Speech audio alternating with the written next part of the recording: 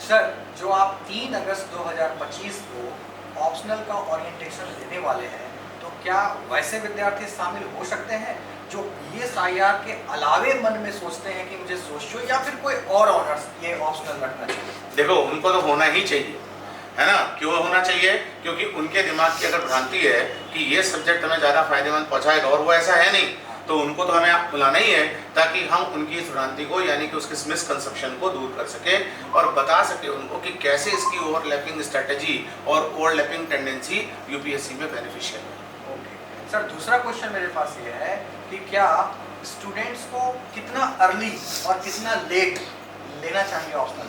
देखिए, जब आप यूपीएससी की तैयारी शुरू करते हो तो बाकायदा सिलेबस का जब एनालिसिस किया जाता है तो उस एनालिसिस में बिल्कुल क्लियर हो जाता है कि मेंस के अंदर 500 नंबर का एक ऑप्शनल सब्जेक्ट है और वो चैलेंजिंग इसलिए होता है क्योंकि यूपीएससी हम पर छोड़ देती है। बाकी सारी चीज़ें तो कह दिया है कंपलसरी और ऑप्शनल के लिए बोल दिया है कि हम पर छोड़ दिया।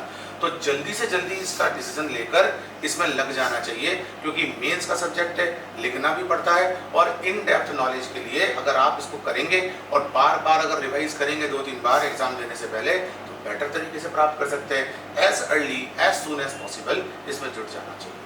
सर, टॉपर्स का हमेशा एक सजेशन होता है कि आप ऑप्शनल चुनाव बहुत सोच समझ के करें।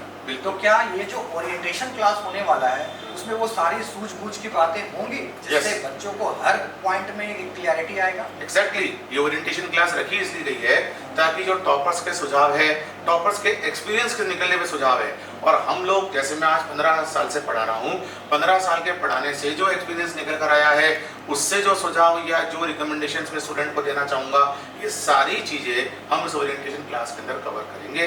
तो ओरिएंटेशन क्लास अटेंड करना मस्ट है। तो स्टूडेंट्स, अभी आपने देखा मैंने थोड़ी सी वार्तालाप करी डॉक्टर माथुर सर से और इन्होंने बताया कि कैसे हम ओरिएंटेशन क्लास को लेंगे।